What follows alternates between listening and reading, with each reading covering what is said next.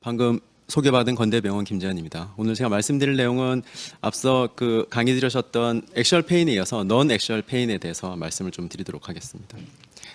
제가 받은 주제는 이렇게 5가지 정도 되고요. 사실 이게 한 가지씩만 해도 사실은 뭐 하나 세션으로 이렇게 할 수 있을 강의인데 좀 일단 간략하게 말씀을 좀 드려보도록 하겠습니다. 먼저 라디큘러 페인에 대해서 좀 살펴보려고 합니다. 라디큘러 페인의 원인으로는 여러 가지 있지만 대표적으로는 디스크 허니에이션, 스파이널 스테노시스 그리고 볼테브라 여러 가지 디제너러티브 체인지들이 원인이 되는 것으로 알려져 있습니다.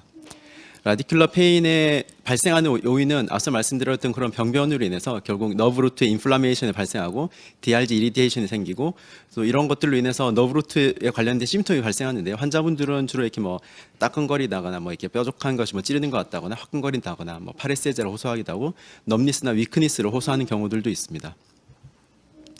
라디큘러 페인을 약간 정리해 보면 이렇게 됩니다. 일단 대부분의 환자들이 특별한 이벤트 없이 생기는 경우들이 상당히 많고요. 그리고 아침에 일어났더니 아프더라 이렇게 호소하시는 경우들도 꽤 있습니다. 가장 흔한 레벨은 C7이 가장 흔하고 그 다음이 C6가 두 번째로 많은 것으로 알려져 있고요. 연령은 대개 40세에서 60세 사이가 가장 많습니다. 뭐 리스크 팩터로는 스모킹 그리고 허리에도 룸바에도 라디큘러 히스토리가 페인이 히스토리가 있는 경우, 그나 액션 로딩을 하는 뭐 직업이나 일을 하는 경우들에서 많이 생기는 것으로 알려져 있고요. 대표적인 피지컬 이그제임은 스퍼링 테스트가 되겠습니다. 그 외에 우리가 뭐 여러 가지 감별해야 될 질환들이 있고요. 일단 뭐 앞서 잠깐 말씀드린 것처럼 스퍼링 테스트가 가장 대표적인 뭐 이그제미네이션 중에 하나인데 뭐 라디큘러 페인이 좀 더 발생하면 라디큘러 패시가 발생하는 경우들도 있죠. 근데 라디큘러 패시가 있는 환자들에서 봤더니 스퍼링 테스트가 센시티비티는 30% 정도로 뭐 높지는 않지만 스페시피시티가 93%로 상당히 높았다라는 보고가 좀 있었고요. 그 외에도 숄더 에비덕션 테스트라고 해서 환자들 중에 가끔 손을 이렇게 올리고 오는 분들이 가끔 있으십니다. 그래서 보면은 주로 이렇게 C4에서 6 정도 되는 곳에 뭐 디스크에서 라디큘러 페인이 있다든지 그쪽에 라디큘러 페인이 있는 환자들은 숄더 에비덕션해서 이렇게 올리는 자세를 하면은 증상이 좀 호전되는 것을 본인이 어떻게 경험상 느끼기 때문에 그렇게 하고 오시는 분들이 가끔 있고, 잘 때도 나는 아파서 팔을 올리고 잔다고 이러신 분들도 가끔 우리가 볼 수가 있습니다. 그 외에도 여기 왼쪽에 있는 게 대표적인 스퍼링 테스트입니다. 스퍼링 테스트는 병변이 오른쪽이다 그러면 오른쪽으로 약간 이렇게 익스텐전하고 오른쪽으로 플렉션 시킨 상태에서 위에서 눌러서 오른쪽에 있는 병변이 있을 것으로 예상되는 부위에 이렇게 압박을 가해서 너브 심통을 유발시키는 그런 검사로 생각하시면 되고요. 왼쪽에 있는 게 스프링 테스트, 오른쪽에 있는 것은 디스트랙션 테스트인데 얼굴을 이렇게 들어올리면 이렇게 포라멘 같은 게 눌렀을 때 이게 들어올리면은 그게 약간 넓어지나요? 넓어짐으로써 통증이 호전되고 완화되는 것을 봐서 이게 이쪽에 병변이 있겠구나라고 생각하는 검사로 생각하시면 되겠습니다. 그 외에도 뭐 DTR로도 검사를 해볼 수가 있습니다. DTR은 대표적으로 상지에는 크게 3가지가 있죠.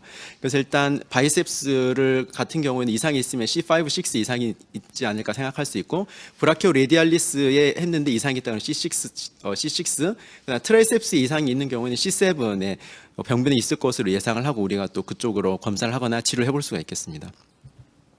그 외에도 뭐 필요하면은 앞서 들으셨던 강의처럼 MRI나 CT 같은 것들을 검사해 볼 수도 있고, 근조도 검사를 통해서 라디큘러 패시라든지 다른 병변 여부를 확인해 볼 수도 있겠습니다. 메디케이션 치료에 대해서 조금 간략하게 살펴보겠습니다. 일단은 대표적으로 메디케이션을 할 수가 있는데요. 메디케이션의 경우 라디큘러 페인이 있는 환자에서 나온 뭐 일부 문헌들을 보면 아큐트나 서브 아큐트 페이지에서는 NSAID를 사용하면 일단 도움이 어느 정도 되는 것으로 알려져 있습니다. 그리고 초기 아큐트나 서브 아큐트 페이지에 있어서는 콜티코스테로이드를 쇼통으로 사용하는 경우도 일부 효과가 있다라는 보고들이 좀 있고요. 그 외에 이런 메디케이션뿐만 아니라 뭐 운동 치료라든지 뭐 물리 치료라든지 그 외에도 뭐 에피두랄 콜티코스테로이드 인젝션 같은 블럭을 하는 경우도 결국 컨저버티브 매니지먼트에 해당하는데요. 이런 치료들을 하면은 효과들이 좋아서 이런 컨저버티브 매니지먼트만으로도 라디큘러 페인 환자들의 70에서 95% 정도가 상당히 좋은 효과를 볼 수 있는 것으로 알려져 있습니다.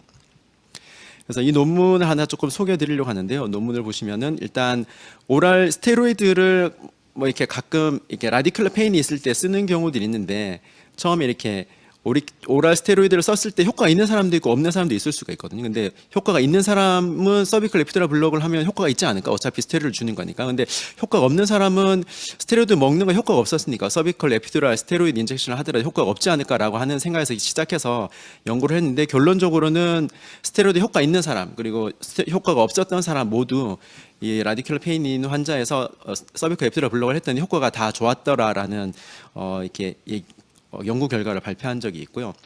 그리고 서비컬 에피두랄 방법은 사실 여러 가지 있는데 그 중에 대표적인 게 인터라미나 뒤에서 이렇게 하는 오른쪽에 있는 방법처럼 미드라인에 들어가는 방법도 있고요. 왼쪽처럼 한쪽으로 바늘을 넣어서 하는 파라메디안 방법도 있습니다. 그래서 왼쪽에 병변에 있으면 왼쪽으로 들어가고 오른쪽에 병변에 있으면 오른쪽으로 바늘을 넣을 수 있겠죠.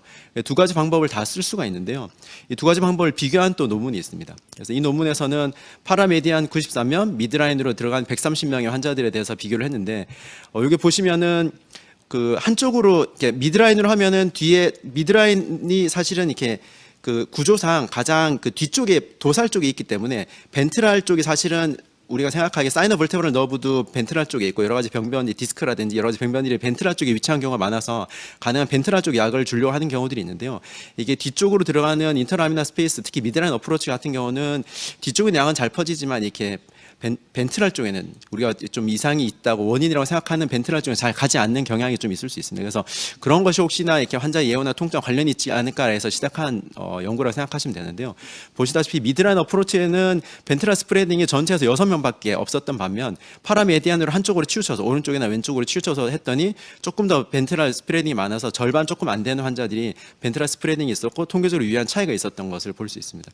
그리고 환자의 통증 감소도 마찬가지로 2주 후 그리고 8주 후에 측정했을 때 벤트랄로 이렇게 퍼지는 게 훨씬 많았던 파라메디안 어프로치에 의한 방법에 의해서 한 경우가 훨씬 더 통증이 많이 감소했다는 그 결과를 보고한 바가 있고요. 그리고 파라메디안 같은 파라메디안 어프로치 방법에서 비교를 했는데도 여기서도 50명 정도는 벤트랄로 퍼진 것이 없었고 또 43명은 벤트랄 스프레딩이 있었는데 벤트랄 스프레딩이 있었던 환자가 그 통증 점수가 그러지 않은 경우는 3.3점이었는데 벤트랄 퍼진 경우는 2.2점으로 훨씬 효과가 좋았다라고 통계적으로도 유의한 차이가 있었다라고 보고를 해서 벤트랄 퍼지는 것이 훨씬 아마 이렇게 통증 감소와 좀 관련이 있을 것으로 생각이 되고 그러기 위해서는 미드라인보다는 파라메디안이 좀 더 좋을 것이다라고 이렇게 제시한 바가 있습니다.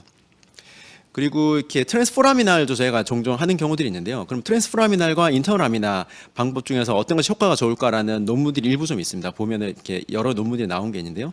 지금 보여드리는 논문은 그 지금까지 나온 논문들을 같이 모아서 분석한 메타 분석 논문이 되겠습니다.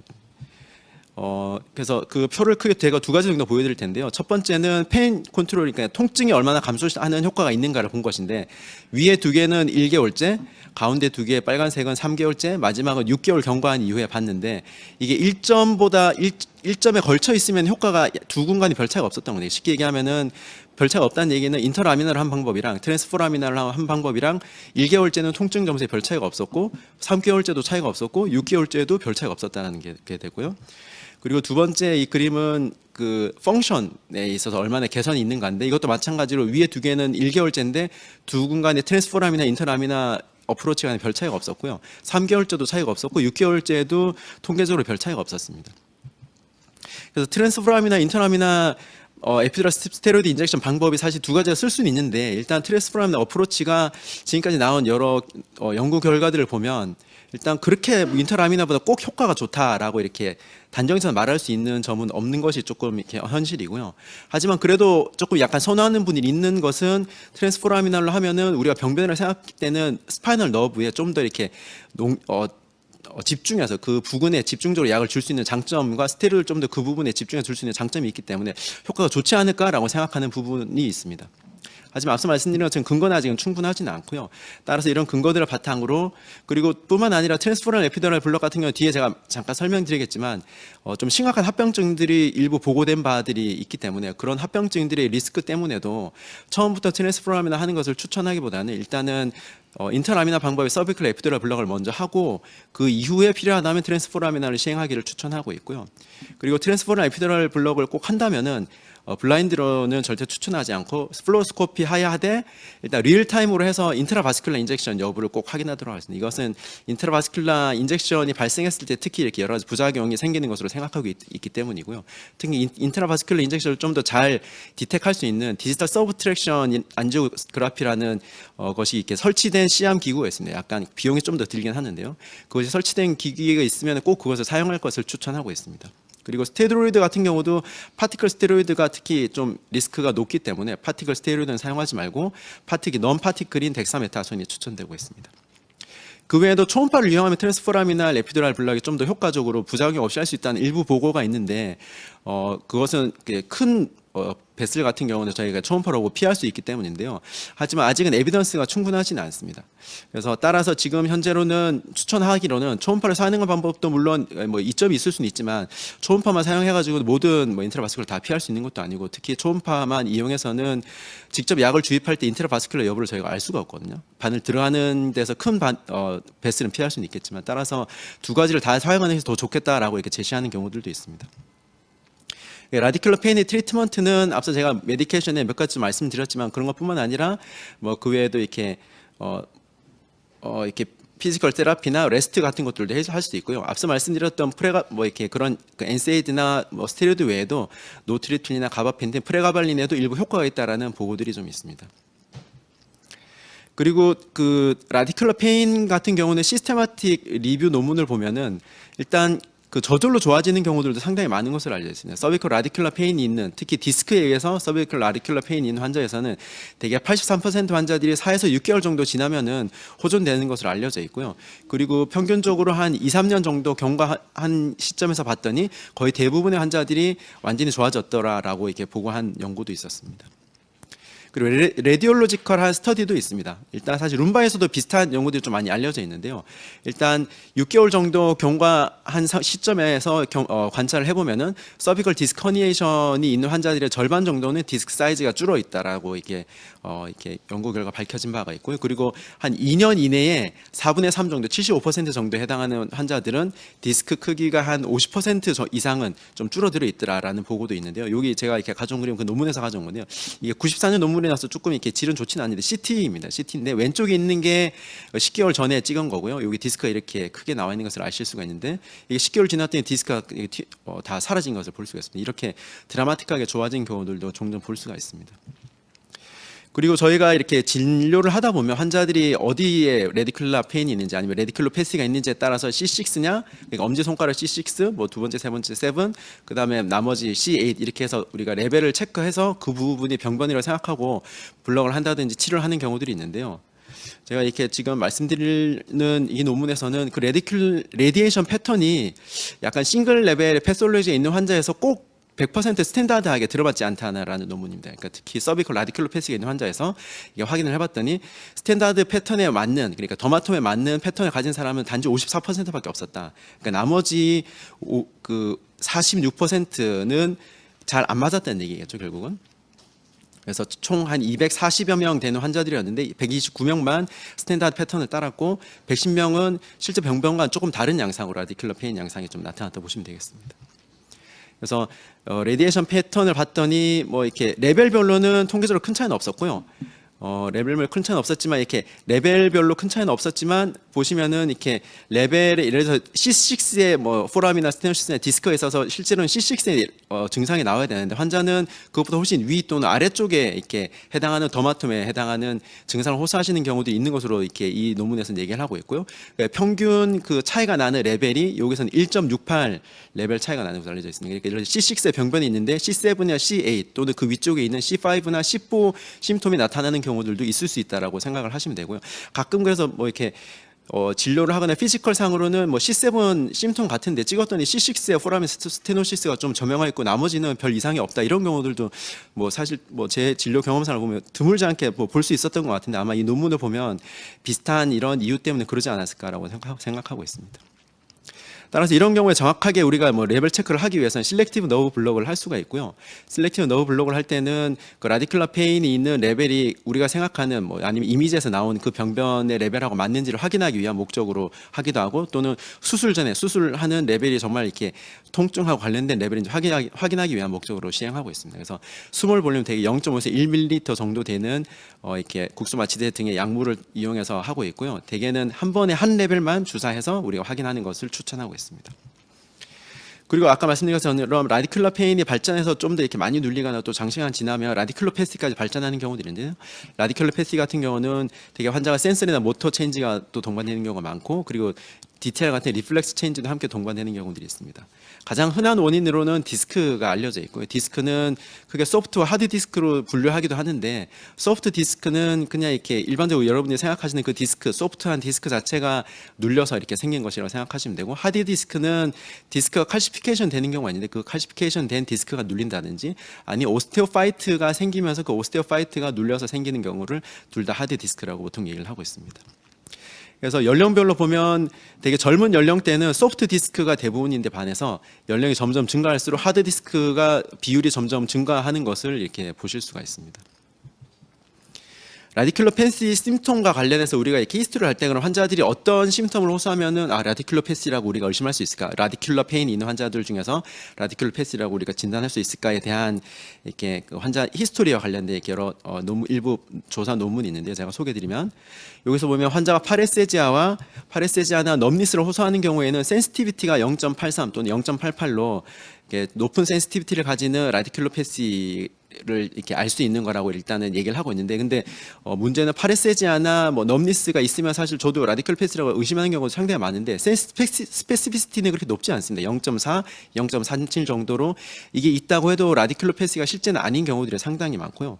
오히려 라디큘로패시가 확실한 좀 더 이렇게 다른 클루를 보면은 일단 환자가 그 목보다는 안펜이 훨씬 더 심한 경우가 스페시피시티가 0.81로 좀 높았었고, 그 외에 다림질을 할 때, 다림질하는 자세를 할 때 좀 더 팔 쪽으로 증상이 왔다, 이런 경우에도 라디큘로패시의 가능성이 또 높고요. 그리고 환자가 또 포켓에 손을 넣은 상태로 내가 걸었더니 증상이 통증이 완화되더라, 이렇게 얘기하는 경우에는 라디큘로패시일 가능성이 좀 크다고 얘기를 하고 있어요. 그래서 이 논문에서는 환자가 목보다는 팔 쪽으로 통증이 좀 더 심하고, 다림질할 때 통증이 좀 더 심하고, 그리고 손을 호주머니에 놓고 이렇게 걸을 때 통증이 좀 완화된다라고 하는 세 가지가 같이 있으면 거의 라디큘로패시를 볼 수 있지 않겠냐라고 제시를 하고 있기도 했습니다.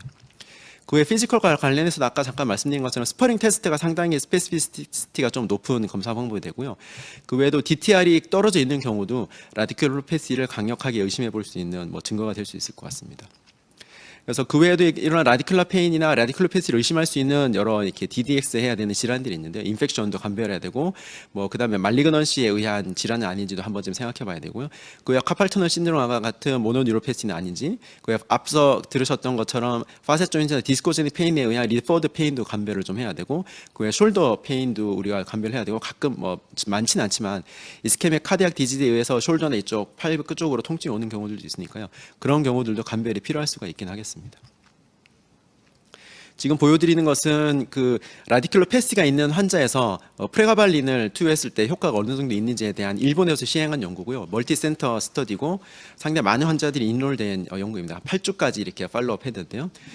총 369명의 환자들을 대상으로 연구를 시행했습니다. 그래서 145명은 프레가발린을 투여하고 224명은 그냥 이렇게 기본적인 다른 이렇게 컨저버티브 매니지먼트를 시행해서 두 군간의 차이가 어떤지를 좀 본 연구였는데요. 약간 이 연구의 약간 단점이라고 하면은 성별이 두 군간에 조금 차이가 있습니다. 남녀 성별의 비율이 조금 다르고요. 그다음에 연령도 한 군이 조금 높아서 그냥 컨저버티브 매니지를 한 군이 약간 연령이 조금 높습니다. 그러니까 성별과 연령이 다르다고 해서 통증을 굳이 다르게 느낄 필요는 없지 않을까라고 생각할 수도 있지만, 일단은 두 군이 균일하지 않다는 것이 약간 약점이 되겠습니다만, 그래도 나머지에서는 별 차이는 없었고, 그래도 프레가블을 썼을 때 얼마나 이렇게 호전이 있는가는 조금 우리가 임상적으로 약을 쓰는데 좀 도움이 될 수 있을 것 같아서 가져왔습니다. 그래서 이 첫 번째 그래프는 환자분들이 보통 통증이 심한 경우는 통증으로 인해서, 특히 밤에 좀 아픈 통증으로 인해서 수면을 잘 취하지 못하시는 경우들이 있는데요. 그런 통증에 대해서 프레가블린 투여한 군이 위에 점선인 그냥 컨저버티브 매니지를 한 군보다 훨씬 통증의 수면을 잘 취하는 그런 효과가 있었다라는 것을 보고하고 있고요. 그리고 통증 점수 자체도 컨저버티브 매니지를 한 것보다 이 빨간색인 프레가블린 투여한 군에서 훨씬 통증이 많이 감소했던 것들을 보고하고 있습니다. 그러니까 라디큘로패시가 있는 환자에서 이렇게 프레가블린 투여하면 효과가 좋았다라고 이렇게 얘기를 하고 있고요. 또 이 논문은 에피두랄 스테로이드 인젝, 라디큘로패시가 있는 환자에서 서비컬 에피두랄 스테로이드 인젝을 했을 때 어떤 효과가 있는지에 대한 논문인데요. 이 논문은 메타 분석한 논문입니다. 그래서 여러 그전에 기존에 나왔던 논문들을 같이 모아서 분석을 해봤는데, 메타는 아니고 그냥 시스테마틱 리뷰나 하여튼 리뷰 논문이라고 보시면 되고요. 그래서 보면은 총 한 5개 정도의 논문이 있는데, 그 논문들을 봤을 때 쇼텀이면 여기서는 6개월 미만을 쇼텀으로 보고 6개월 이상 팔로우한 것을 롱텀으로 봤는데요. 일단 결과만 보자면 그 5개 모든 논문에서 서비컬 에피dural 블록은 한 환자에서 라디큘러 페인 패티가 있을 때 서비컬 에피dural 블록을 한 환자에서 6개월 이하 동안 팔로우를 했더니 확실히 효과가 있었다라고 보고를 하고 있고 6개월 이상 팔로우한 4개의 논문에서도 6개월 이상 그 효과가 좋았다. 그러니까 통증 개선 효과가 있었다라고 보고를 하고 있습니다. 이어서 아까 제가 잠깐 안전도 세이프티에 대해서 말씀을 조금 드리긴 했었는데 약간 본격적으로 세이프티, 특히 서비컬 에피dural 블록의 그 세이프티에 대해서 말씀을 좀 드리도록 하겠습니다. 지금 보여드리는 논문은 플로로스코피 하에 서비컬 에피dural, 특히 인터라미나 서비컬 에피dural 인젝션을 하는데 하는 논문이고요. 이 논문에서는 LOR 테크닉, 그러니까 저희가 인터라미나로 해서 뒤쪽으로 이렇게 바늘이 들어갈 때 되게 이렇게 시암을 이용해서 하긴 하지만 시암과 함께 LOR 테크닉, 로스 오브 리지스턴스로 니들이 들어가면서 에피dural 스페이스로 니들이 들어가면 리지스턴스가 있다가 갑자기 없어지게 되죠. 그걸로 우리가 LOR이라고 하는데 그 LOR이 생기는 것을 확인하게 되면 바늘이 에피dural 스페이스 들어가겠거니 하고 조영제를 주거나 약을 주게 됩니다. 그래 이 논문을 보시면은 여기 오른쪽에 있는 게 오른쪽에 있는 것이 이렇게 처음에 LOR이 왔을 때 그것이 진짜 에피dural 스페이스냐 아니냐인 것인데요. 진짜 에피dural 스페이스인 경우가 51, 35%, 53% 이렇게 쭉 나왔다는 건데요. 보시면 퍼센트 정도가 그렇게 높지는 않습니다. 그래서 토탈로 따졌을 때 false LOR, 그러니까 우리가 처음에 LOR이 나왔는데 그것을 확인을 했더니 실제 그 false LOR이라는 얘기는 이렇게 실제로는 LOR이 있어서 우리가 에피dural 스페이스 생각했는데 시암으로 확인을 해봤더니 에피dural 스페이스가 아니었다는 얘기예요. 그러니까 53%는 실제로 에피dural 스페이스가 아니라는 얘기가 됩니다. 그러니까 가끔 보면 이렇게 시암 없이 서비컬 에피dural 한다는 분들이 있는 것으로 제가 듣긴 했었는데 그런 식으로 시암 없이 하게 되면은 일단 반 정도는 이렇게 제대로 들어갈 수 있겠지만 절반 정도는 제대로 들어가지 않고 에피dural 스페이스가 아닌 곳에 약을 줄 수 있다라는 얘기가 됩니다. 서비컬 인터라미나 에피dural 스페이스의 합병증은 사실 여러 가지로 보고가 있는데 보고에 따라 좀 다르지만 대개 1%에서 16.18%까지 부작용이 있는 것으로 알려져 있고요. 대부분의 부작용은 마이너한 컴플리케이션 알려져 있습니다. 그래서 액시얼 넥페인, 그러니까 주사한 부위에 통증이 있다든지 센시티비티가 트랜지언트하게 있다든지 가끔 스테로신 이에 플러싱이 있다든지 노지아 보미팅, 피버가 있는 경우들도 있고 트랜지언트하게 일시적이지만 하이퍼텐전이나 리스퍼러트리 인서피션시나 이런 위크니스 같은 것들이 있는 경우들이 드물게 있긴 합니다. 하지만 잠깐 있다가 없어지는 경우들이 거의 대부분이고요.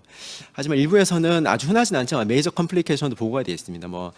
좀 더 자주 보기는 PDPH 같은 아주 메이저라고 하기는 그런 그냥 두통이 있고 블러드 패치하면 금방 좋아질 수 있는 그런 것들도 있긴 하지만 뉴모세팔로스나 어프니아 또는 카디오바스큘러 콜랩스 같은 것들도 있을 수 있고요. 서브듀럴 인젝션에 의한 하이포벤틸레이션이나 하이포텐전으로 생기기도 하고 헤마토마나 앱세스가 생기는 경우도 있고요.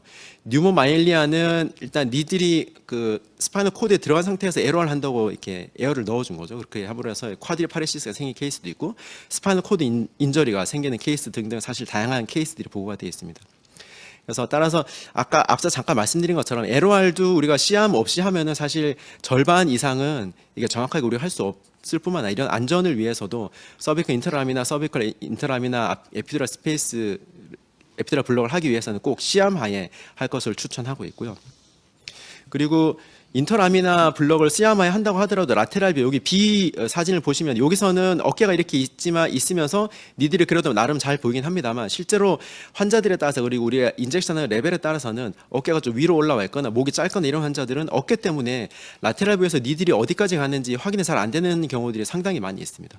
그래서 그런 경우에는 콘트라 라테랄 오블릭 뷰를 통해서 여기 위쪽에 있는 게 콘트라 라테랄 오블릭 뷰거든요. 그래서 콘트라 라테랄 오블릭 뷰. 예를 들어서 미드라인으로 하는 경우에는 사실 오른쪽이나 왼쪽 오블릭 뷰를 다 줘서 사용할 수 있습니다만 예를 들어서 내가 왼쪽으로 니들을 넣었다라고 한다면은 왼쪽으로 오블릭을 돌리는 것이 아니라 콘트라 라테랄 반대쪽이기 때문에 오른쪽으로 오블릭 뷰를 줘서 찍게 되면은 여기 위와 같은 사진을 볼 수가 있고요.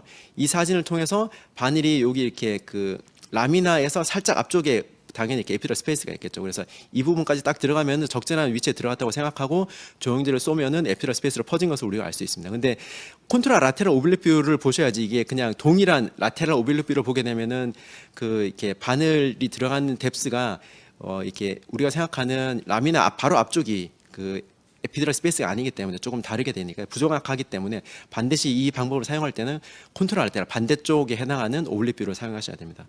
그럼 몇 도 정도 돌려서 써야 되느냐?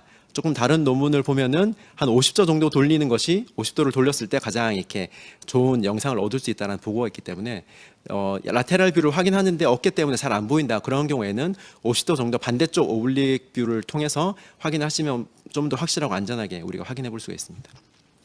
그리고 서비컬 에피듀랄 인터라미나 에피듀랄 스페이스를 가장 많이 하는 레벨이 C6, 7 또는 7T1이거든요.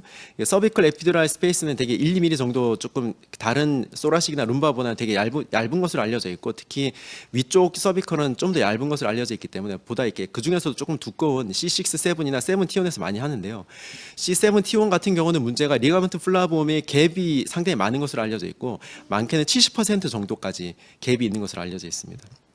그래서 이 논문은 한 50여 명 되는 환자들에서 MRI 뷰를 가지고 여기 있는 A처럼 A는 정상, B는 뒷부분에 약간 디펙트가 있는 거죠. C는 앞부분에 디펙트가 있는 거, 그리고 D는 완전히 갭이 있는 경우에서 A, B, C, D 4경우로 나눠서 MRI를 분석했는데요.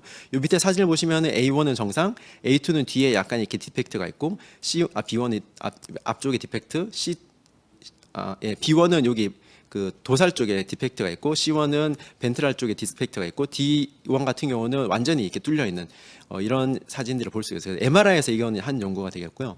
그래서 그 연구를 해봤더니 C5, 6 같은 경우는 완전히 디펙트가 있는 비율이 뭐 12%, 8%, 2% 그러니까 위냐 중간이냐 아래쪽이냐에 따라서 약간 달랐고 C6, 7 같은 경우는 한 24%, 28% 부위에 따라서 위, 가운데, 아래쪽 이렇게 나온 데 반해서 C7, T1 같은 경우는 완전히 디펙트가 있는 비율이 적게는 53%에서 71%까지 상당히 높은 비율로 완전히 디펙트가 있기 때문에 디펙트가 있다는 얘기는 우리가 에러 테크닉을 할 때 원래 리가멘트 플레봄에서는 저항이 가장 심했다가 그것을 딱 지나가자마자 갑자기 저항이 확 소실되면서 에피듀랄 스페이스를 확인하는데 리가멘트 그 플라붐이 이렇게 가운데는 없다는 얘기는 없으니까 좀 이렇게 에러를 명확하게 느끼기 힘들 가능성이 좀 크겠죠. 그러니까.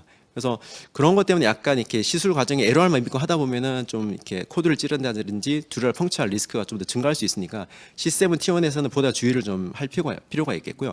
아까 제가 말씀드린 것처럼 방금 전에는 여기 완전히 디펙트된 경우를 봤었는데 디펙트뿐만 아니라 이렇게 일부 소실된 앞쪽이나 뒤쪽에 일부 소실된 경우도 함께 이상이 있는 것으로 본다면 이 경우도 마찬가지로 그 정상인 경우에는 니들이 들어가다가 이렇게 우리가 리가멘트 플라붐을 확실히 느낄 수 있을 텐데 좀 얇아진 이렇게 가운데 일부 디펙트가 있게 되면은 리가멘트 플레붐을 자칫하면 놓칠 수도 있고 잘 못 느껴서 에러를 왜 안 나오지 이렇게 하고 생각하는 경우도 있을 수가 있거든요. 그러니까 그런 것들 때문에 약간 리스크가 조금 더 증가할 위험이 있는데요.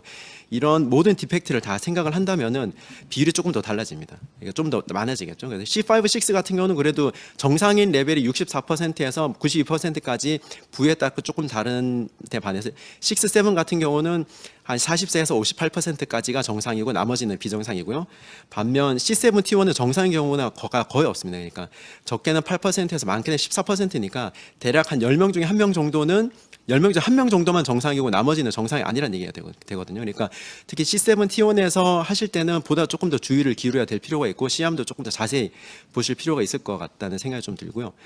이것보다 앞서서 먼저 카데바에서 한 연구도 있습니다. 약 52구의 카데바를 대상으로 한 연구가 있는데 이 논문에서는 좀 더 비율이 조금 높긴 합니다. 여기서도 마찬가지로 완전히 이렇게 갭이 있는 경우랑 뭐 앞뒤로 이렇게 부분적인 디펙트가 있는 경우를 다 포함해서 했더니 레벨에 따라서 아까 앞서 말씀드렸던 MRI 연구는 C7T1에서 가장 높고 그 위쪽에서는 그렇게 높진 않았었는데 이 연구에서는 3, 4, 4, 5, 5, 6, 6, 7 내서 쭉 해서 T2, 3까지 거의 모든 레벨에서 60% 이상 그 리가멘트 플라붐에 이상이 있는 것으로 알려져 있기 때문에 아무튼 서비컬에서 할 때는 전반적으로 모든 레벨에서 조금 주의가 필요하고 심지어 아래쪽에 있는 T1, 2, 3, T1, 2, 3는 사실 이렇게 인터라미나 에피듀랄 스페이스로 할 때 많이 눕히지 않아도 되기 때문에 조금 방법이 쉽다고 생각할 수는 있는데 반면 리가멘트 플라붐이 퓨전이 안 돼 있을 수 있기 때문에 그런 부분에서 조금 주의할 필요가 있겠습니다. 그럼 트랜스포라미나 에피듀랄 스테로이드 인젝은 부작용이 어떤 게 있을까? 앞서는 제가 서비컬 인터라미나 방법에 대해서 좀 말씀을 드렸는데요. 그래서 트랜스포라미날도 여러 가지 부작용에 대한 보고들이 있습니다. 그 보고들을 쭉 모은 연구를 보면요. 가장 많은 것이 브레인 인팍이나 이데마 아니면 트랜지언트 이스케미 인팍 어택이 가장 많았던 것으로 알려져 있고 스파이널 코드 인저리도 있고 뭐 환자가 사망한 케이스도 한 15케이스 정도 이렇게 보고가 되어 있습니다.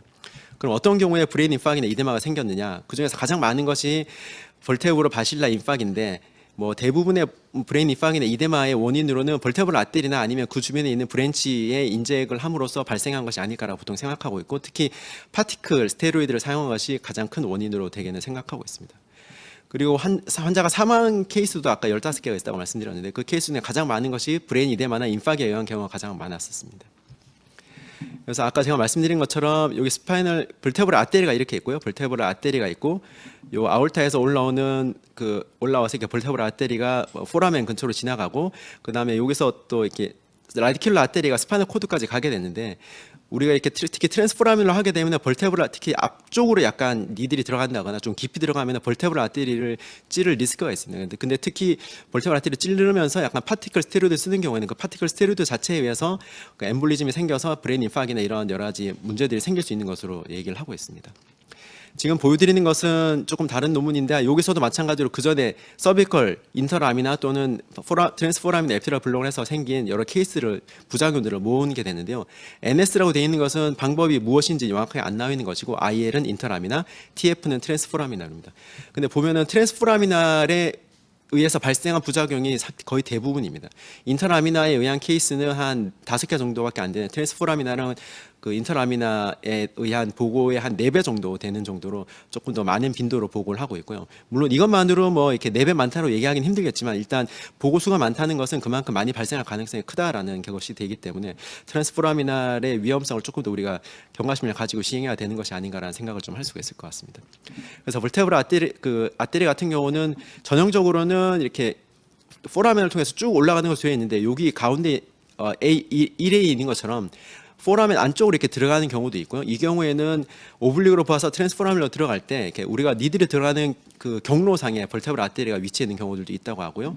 그다음 일부는 또 바깥쪽으로 나와 있는 경우도 있고, 또 위쪽으로 이렇게 또 약간 그 잘못되어 있는 경우도 있는데, 여기서 보면 오블릭 뷰에서 포라멘 근처로 이렇게 굵은 벌테브럴 아테리가 지나가는 경우들도 보고가 되어 있습니다. 따라서 이런 그 약간 기형적인 경우들도 있기 때문에, 사실 좀 더 안전하게 하려면은 뭐 CT나 MRI가 있다면 그 트랜스포라멘을 하기 전에 약간 벌테브럴 아테리 주행 경로 이상은 없는지 한번 좀 확인하는 것도 도움이 될 수 있을 것 같습니다.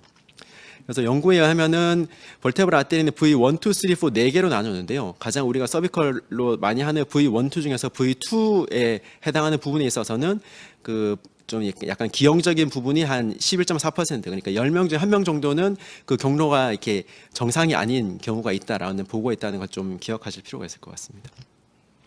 그리고 스테로이드다, 제가 아까 파티클 스테로이드가 조금 문제가 된다고 말씀드렸는데, 파티클 스테로이드가 여러 부작용과 관련해서 엠볼루스로 역할을 해서 브레인 인파크나 스파이널 코드 인파크를 일으키고 있다고 생각을 하고 있고요. 특히 동물 실험에서는 그 파티클 스테로이드를 사용했을 때 벌테브럴 아테리나 카로티드 아테리를 우리가 주사를 했을 때 펄모넌트한 데미지가 생긴다는 것이 이미 보고가 돼 있어서 특히 주의가 좀 필요하고요. 따라서 이런 면에서 덱사메타손이 상당히 이렇게 좀 더 안전하다고 우리가 생각을 하고 있고 추천하고 있는데, 하지만 덱사메타손에 의해서 생긴 케이스가 한 2케이스 정도 있습니다. 따라서 덱사라고 해서 완전히 없는 것은 아니다. 아무튼 어떤 약을 쓰든지 조심은 하되, 가능하면 파티클보다는 스테로이드를 쓴다면 덱사메타손 쓰는 것이 안전하겠다라고 생각하시면 될 것 같습니다. 이제 뉴로플라스티에 대해서 좀 말씀을 드리겠습니다. 뉴로플라스티는 서비컬 쪽에 아까 최 교수님께서 잠깐 말씀을 하신 내용이 조금 있긴 한데요. 일단 우리나라에서 나온 논문 중에 하나를 좀 살펴보면, 약 128명 환자를 대상으로 서비컬 뉴로플라스티를 했고요. 뉴로플라스티를 시행한 환자들을 약 12개월까지 1개월, 3개월, 6개월, 12개월 경과를 관찰을 했습니다. 관찰을 했더니 환자들 모두 처음보다는 통증 점수가 다 감소를 했는데, 특히 넥페인, 엑시얼 페인보다는 이렇게 암페인, 팔 쪽으로 하는 레디에이팅 페인이 훨씬 많이 감소하는 효과를 좀 보였던 것을 알 수가 있고요. 이것은 통계적으로도 유의하게 효과가 좋았던 것을 보여주고 있습니다. 그리고 그럼 저희가 이렇게 서비컬 뉴로플라스티를 할 때 쓰는 여러 가지 약제들이 있는데, 그 약제들에 대한 에비던스를 정리한 것을 보면, 일단 하이알루로니다제 같은 경우는 효과가 좋다, 아니다, 효과가 별로 이렇게 크게 차이가 없다라고 하는 것처럼 이렇게 아직 논문에서 약간 디베이트가 좀 있는 편이고요. 하지만 하이퍼토닉 셀라인 같은 경우는 효과가 좀 있다는 보고들이 상당히 많고, 특히 볼륨을 조금 보다 많이 쓰는 것이 훨씬 효과가 좋다라는 에비던스가 조금 더 많이 있습니다. 그리고 미케니컬 디스트럭션 같은 경우는 룸바에서는 뭐 볼륨이라든지 여러 기구를 이용하지만 서비컬에서는 아직 그러진 않고 있으니까요. 컴플리케이션 같은 경우는 뉴로플라스틱 컴플리케이션은 여러 가지가 있긴 합니다만 일단 가장 많은 것은 인트라바스큘라 인젝션으로 한 11.6% 정도 보고하고 있고요. 그 외에는 5% 미만으로 뭐 니들팁에 의한 문제라든지 아니면 카테터가 인트라세칼로 들어갔다든지 뭐 듀라 펑처가 일어났다든지 앱세스가 생겼다든지 뭐 블리딩이 있다든지 하는 부작용들이 있긴 한데 비율 자체는 아주 높지는 않습니다. 그리고 이 논문은 그 뉴로플라스티를 했을 때 조영제가 퍼지는 양상에 따라서 이렇게 효과가 어떤가에 대한 건데요. 이런 겁니다. 예를 들어 이 환자에서 이 논문에 이게 C5라고 얘기를 하고 있는데 아마 이거 같습니다. 이 화살표 약간 위에 걸쳐 있는 게 C5인 것 같은데요. C5가 사실은 이 환자의 병변이라서 이 병변에 카테트를 거치하고 나서 조영제를 쐈을 때 왼쪽처럼 병변에 그 조영제가 잘 퍼지지 않는 경우와 조영제가 잘 퍼진 두 가지 경우로 나눠서 어떤 것이 더 효과가 좋았는지를 비교한 논문이 되겠는데요. 169명이라는 상당히 많은 환자들에 대해서 이렇게 연구를 시행을 했고요. 결론만 말씀드리면은 일단 콘트라스트가 환자 병변에까지 충분히 잘 퍼져서 그러니까 카테터가 적절하게 잘 위치되고 또 그 부분에 이렇게 뭐 뉴로플라스티가 잘 이루어졌을 걸 우리가 생각할 수 있겠죠. 잘 퍼지게 되니까 약에 의해서. 그래서 그런 경우가 확실히 1개월, 3개월, 6개월, 12개월 모든 이렇게 경과한 시점에서 그 병변 부위에 잘 퍼지지 않았던 경우에 비해서 훨씬 효과가 좋았던 것을 보고하고 있습니다. 따라서 뉴로플라스티를 하시게 된다면 그 환자의 병변에 해당하는 부분에 가능하면 카테트를 근접해서 갖다 놓고 조영제를 주입했을 때 약이 잘 퍼지는 것을 좀 확인하실 필요가 있겠습니다.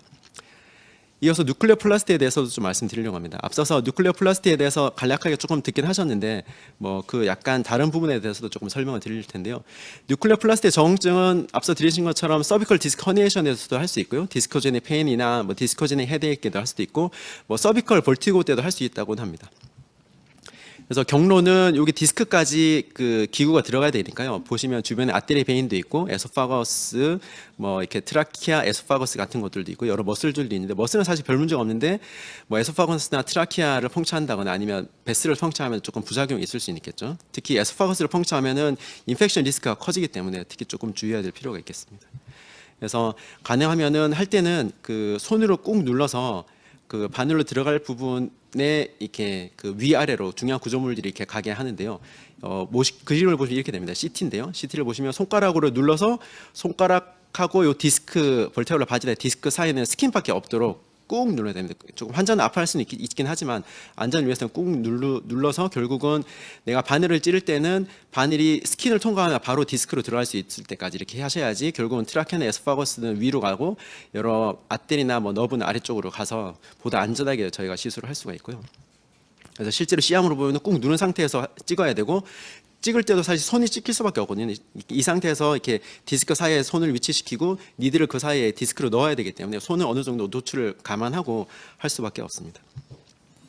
그래서 뭐 논문에 나온 것을 보면은 뉴클레어 플라스티 이렇게 디스크가 튀어나와 있는 환자에서 이 부분에 그 기구를 거치를 해서 기구를 넣어서 해당 부위에 이렇게 를 코블레이션이라고 아까 말씀하셨는데 코블레이션이란 것은 쉽게 얘기하면 코블레이션에 의해서 그 튀어나온 디스크나 이런 조직들을 기화시켜서 날리는 그런 거라고 생각하시면 되거든요. 이게 그냥 녹거나 태우는 것이 아니라 코블레이션은 기화시켜서 날리는 겁니다. 그래서 그런 코블레이션이라는 방법을 통해서 그 디스크 디컴프레션 하는 방법이라고 생각하시면 되고요. 그 서비컬이 룸바는 사실 효과가 아주 크진 않은 것으로 알려지만 서비컬 같은 경우는 그래도 다른 컨저버티브 매니지먼트에 비해서는 효과가 좋은 것으로 알려져 있습니다. 그래서 사실 원래 논문 자체가 약간 그림질이 좋지 않아서 조금 죄송한데요. 일단 요 파란색은 컨저버티브 매니지먼트고 빨간색이 뉴클레어 플라스를 한 것인데요. 뉴클레어 플라스를 한 바로 당일부터 이렇게 첫째 날부터 계속적으로 이렇게 통증 효과가 그 컨저버티브 매니지를 한 군보다 훨씬 좋았던라고 이렇게 보고를 한 메타 논문이 있었습니다. 부작용으로 어떤 부작용이 있느냐?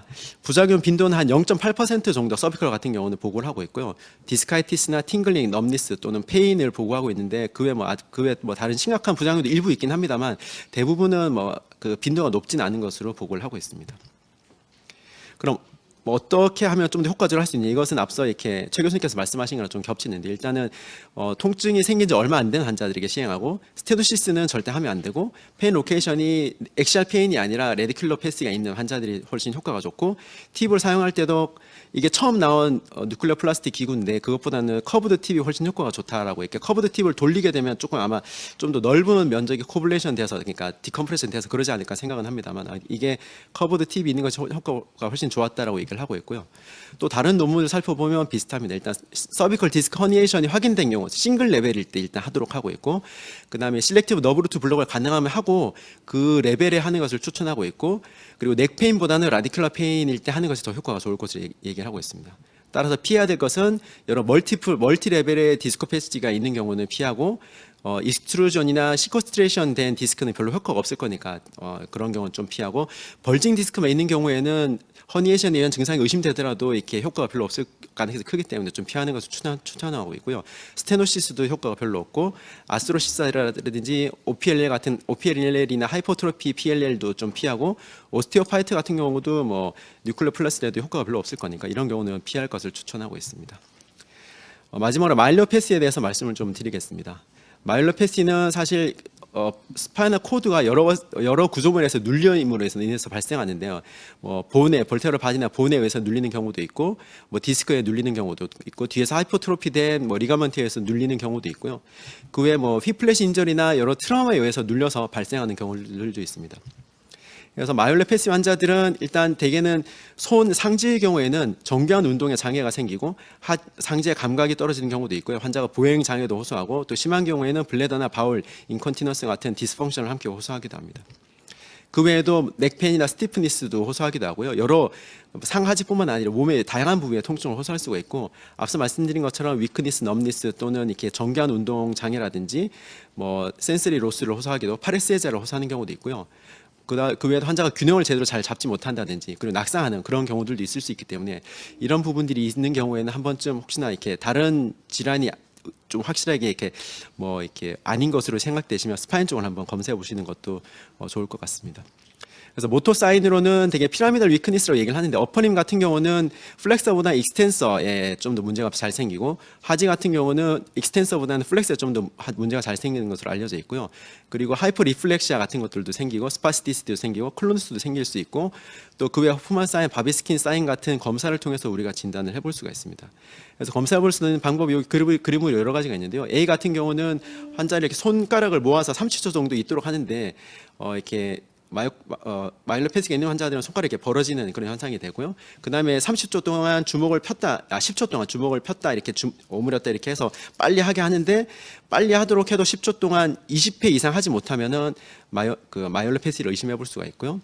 세 번째 같은 경우는 여기 팩토럴리스 텐던에 탭핑을 했을 때, 이렇게 쳤을 때 이게 팔이 인터널 로테이션 되면서 어덕션 되는 경우, 이렇게 안쪽으로 이렇게 모이는 경우에도 의심을 해볼 수가 있고, 그다음 D 같은 경우는 하이퍼 리플렉시아 일종인데요. 이렇게 브라키오 레디알렉스 DTR 생각하시면, DTR은 원래 이렇게 손이 이렇게 위로 꺾여야 되는데 그게 아니라 손목이 꺾이는 것이 아니라 손가락이 이렇게 굽혀지는 반응을 보이면 이것도 마찬가지로 마일로패시를 의심할 수가 있고요. 2번은 호프만 사인인데 유명한 거죠. 호프만 사인은 세 번째 손가락을 잡고 끝부분을 이렇게 튕깁니다. 끝부분을 튕겼을 때, 튕기게 되면은 이게 다른 부분이 움직이네요. 첫 번째랑 두 번째 손가락이 이렇게 플렉션 되는 증상을 보이면 호프만 사인 포지티브가 되고요. 그럴 때에도 마일로패시를 의심해 볼 수가 있겠습니다. 그래서 일단 마일로패시가 영상에서 확인이 된다고 하더라도 사실 심텀이 거의 없는 경우에는 일단 수술적 치료는 뭐 여러 문헌에서는 추천은 하지는 않고 있습니다. 하지만 그 마일로패시 자체의 그 시비리티를 평가할 수 있는 여기 있는 여러 가지 스케일들이 있거든요. 그 중에서도 가장 많이 쓰고 있는 많이 이렇게 문헌에서 인용되고 사용하고 있는 것이 MJ, Modified JOA인데요. 이 방법을 가장 많이 쓰고 있고요.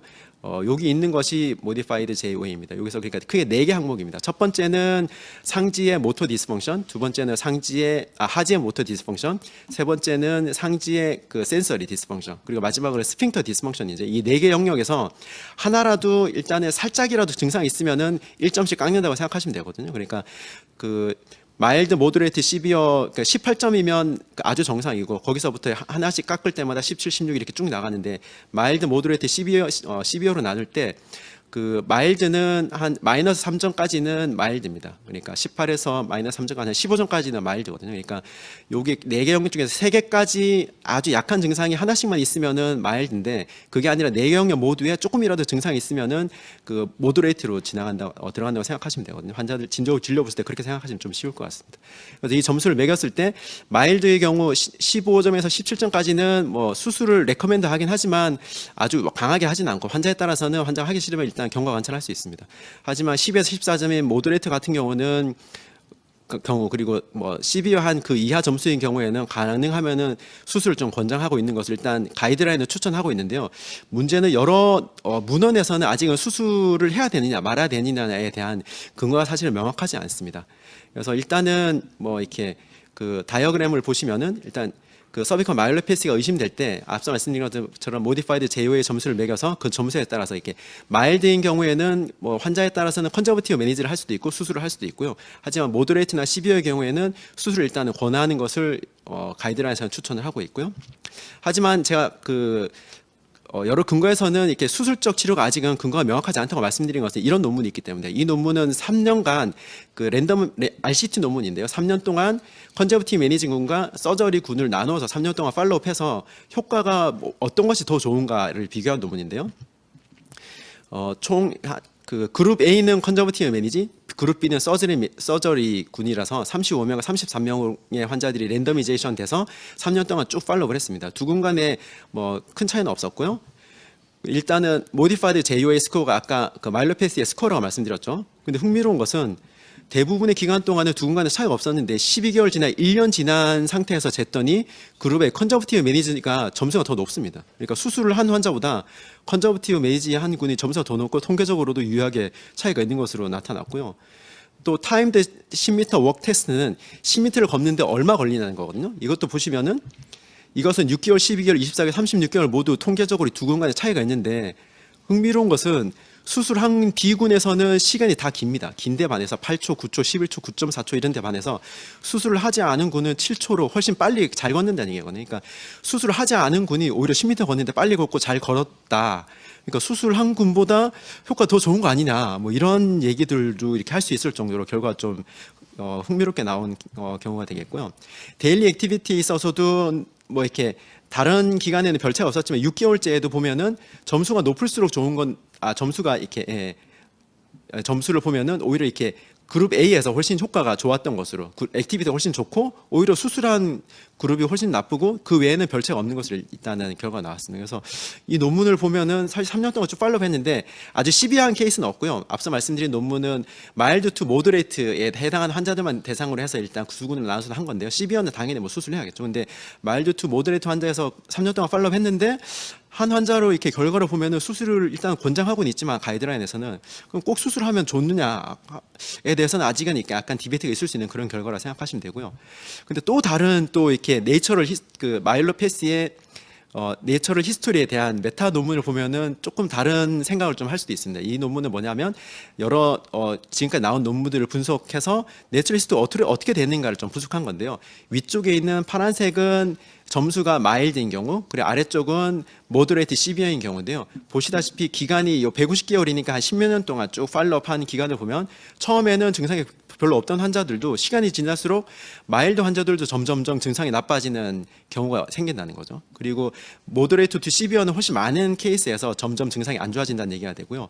조금 더 40개월까지 조금 이렇게 좁은 범위만 보더라도 시간이 점점 지날수록 마일드 또는 모더레이트 시비어 환자들 모두 다 시간을 지날수록 점점 이렇게 안 좋아질 수 있다라는 게 되게 40개월이면 한 4년이나 4년 조금 안 되는 기간을 봤을 때 모더레이트 투 시비어 환자들은 한 4분의 1 정도는 증상이 훨씬 심해지고 또 이렇게 마일드인 환자들도 러프하게 보면 한 10%, 15% 정도 되는 환자들은 좀 더 심해지더라라는 얘기가 되기 때문에 일단 환자들의 선호도는 수술을 할지 안 할지 환자가 결정하는 부분도 있겠지만 일단 환자들에게 얘기를 할 때 일단 모더레이트 이상인 환자들은 한 번쯤 일단 서저리 쪽에 좀 보내셔서 수술에 대해서 의견을 좀 들어보고 환자가 좀 결정할 수 있는 그런 과정들을 좀 거치는 것이 좋지 않을까 하는 생각이 들고요. 마일드라고 하더라도 환자가 난 절대 수술 안 해라고 한다면은 컨저버티브 매니지를 하실 수는 있겠지만 그러지 않으면 한 번쯤은 이렇게 그 뒤로 경과가 조금 나빠지는 경과를 보이는 경우도 있으니까 한 번쯤 서저리나 이렇게 수술한 쪽으로 보내셔서 의견을 좀 들어보시는 것도 좋지 않을까라고 생각하고 있습니다. 경청해 주셔서 감사드립니다. 네, 좋은 강의 감사드립니다. 약간 시간이 지났지만 마지막 강의라서 조금 여유를 드렸던 점이 있습니다. 수강하시는 선생님들의 넓은 이해를 부탁드리겠습니다. 채팅창을 통해서 올라온 질문이 있어서 먼저 김정 교수님께 질문을 드리겠습니다. 그 아나토미컬 리가먼트 플랫폼에 이제 아나토미컬 베리에이션이 있기 때문에 로어 레벨이 좀 더 많고 어퍼 레벨이 좀 적기 때문에 C5, 6 레벨 위쪽에서 서비컬 에피두랄을 하는 거에 대해서는 어떻게 생각하시는지에 대한 질문입니다. 그러니까 보통 6, 7이나 7 T1을 많이 하는 이유는 그 아까 잠깐 말씀드렸지만 서비컬 소라시 룸바 중에서 서비컬이 에피두랄 스페이스가 제일 얇습니다. 1, 2mm밖에 되지 않는데 그 중에서도 위쪽으로 갈수록 좀 좁은 것으로 되어 있거든요. 따라서 위쪽으로 갈수록 에피두랄 스페이스를 좀 잘 찾지 못하거나 지나칠 확률이 조금 증가한다고 보시면 되고요. 따라서 저는 사실 필요하면 위쪽에도 하긴 하지만 안전성 면에서는 6, 7이나 넓은 7 T1이 사실은 이렇게 에피두랄 스페이스를 찾고 또 거기서 벗어나지 않을 가능성이 조금 더 크고요. 그리고 퓨전 되지 않은 경우들이 있긴 하지만 거기에 대해서 조금 피할 수 있는 방법 중에 하나는 파라메디안 어프로치, 그러니까 미드라인 어프로치가 아니라 아까 제가 말씀드린 것은 효과 면에서도 미드라인보다는 파라메디안의 효과가 더 좋지만 안전성 면에서도 되게 디펙트는 가운데에만 있거든요. 라테랄 쪽에는 있지 않고 이게 왜냐하면 해부학적으로 엠브로니 시기에서 바깥쪽에서부터 쭉 합쳐져서 가운데 모여서 합쳐져야 되는데 이게 오다가 멈춰서 가운데 합쳐지지 않으면서 디펙트가 생긴 거거든요. 그러니까 이게 완전히 합쳐지지 않은 케이스는 가운데만 있는 경우가 거의 대부분이기 때문에 결국은 미드라인 어프로치로 하면은 효과도 떨어지는 경우가 많을 수 있을 뿐만 아니라 리스크도 좀 증가할 수 있는 거죠. 이렇게 리가먼트 플라붐이 없어서 에러를 잘 못 느낌으로 인한 리스크도 증가할 수 있는 부분이 있기 때문에 결국은 그것보다는 파라메디안 어프로치를 하면은 우리가 벤트랄로 약이 잘 퍼지면 효과가 더 좋게 볼 수 있는 방법도 있고 또 라테랄 쪽은 리가먼트 플라붐 디펙트가 그냥 있다는 보고들이 아직은 없으니까 가운데만 디펙트가 있을 뿐이지 좀 옆으로만 조금만 피해도 거기는 리가먼트 플라붐이 있거든요. 따라서 그쪽으로 해서 들어가면은 리가먼트 플라붐에서 에러를 좀 더 잘 느낄 가능성이 더 크기 때문에 효과도 좋고 안정성도 조금 더 높지 않을까라는 생각을 좀 하고 있습니다. 예, 다른 질문이 하나 더 들어왔는데요. 트리암이랑 덱사 외에 스테로이드 인젝션 할 때 합병증 및 효과에 관해서 그 최근에 많이 쓰고 있는 리포타손 같은 약물 투여에 대해서 어떻게 생각하시는지 질문이 들어왔습니다. 네, 리포타손은 아직 그 제가 서비컬 쪽에는 그 문헌을 그렇게 많이 보진 못한 것 같습니다만 리포타손이 그래도 일부 뭐 효과가 조금 더 좋다라는 보고들이 있긴 있습니다. 에피드랄 블럭에서 뭐 룸바나 이런 데서 조금 더 좋다는 보고도 있는데 서비컬은 제가 아직 문헌을 많이 보진 못했고요. 뭐 사용해 볼 수는 있을 것 같습니다. 하지만 제가 알기로 리포타손이 지금 그 허가 사항이 에피두랄은 허가 사항이 아닌 것으로 알고 있어서 약간 지금 비급여기 때문에 아직 심평원에서는 별 문제는 안 되고는 있습니다만 이게 약간 혹시나 사고가 생겼다든지 하면은 허가 사항이 이게 제가 알기로는 아마 관절강요 주사로 알고 있긴 한데요. 에피두랄이 아닌데 너 잘못 쓴 거 아니냐라고 어디서 뭐 이렇게 실손이 이런 데서 약간 파고들면은 문제가 생길 가능성도 있긴 합니다만 사실 금액대가 다른 뭐 비급여나 이런 것에 비해서는 아주 크진 않아서 가능성 크진 않습니다. 일단 리스크는 어느 정도 조금 이렇게 감안하고 하셔야 될 수도 있을 것 같습니다. 예, 시간이 많이 지난 관계로 이번 세션은 여기서 마무리를 해야 될 것 같습니다. 질문이 또 들어오긴 했는데 나중에 저희 학회에 오셔가지고 직접 뵙고 질문하시면은 혹은 서울지회 홈페이지에 질문을 또 남기시면 저자께서 또 답변을 잘 해주실 걸로 생각을 합니다. 예, 이번 세션은 여기서 끝내도록 하겠습니다. 감사합니다. 예, 모든 세션이 종료되었습니다. 이제 모두 퇴장하기 버튼을 눌러주시고요. 오늘 강의를 다시 이제 보시기를 원하시는 분들은 저희 대한통증학회 서울지회 홈페이지에 가시면은 다시 보기 VOD 서비스가 있으니까는 많이 이용해 주시고요. 향후 이제 올해 마지막 4차 집담회가 남았는데 마지막 집담회에서도 또 좋은 강의와 저명한 연자들을 모셔갖고 기대에 어긋나지 않는 프로그램 만들도록 노력하겠습니다. 늦은 시간까지 서울지회 집담회에 참여해 주신 모든 분들께 감사드립니다.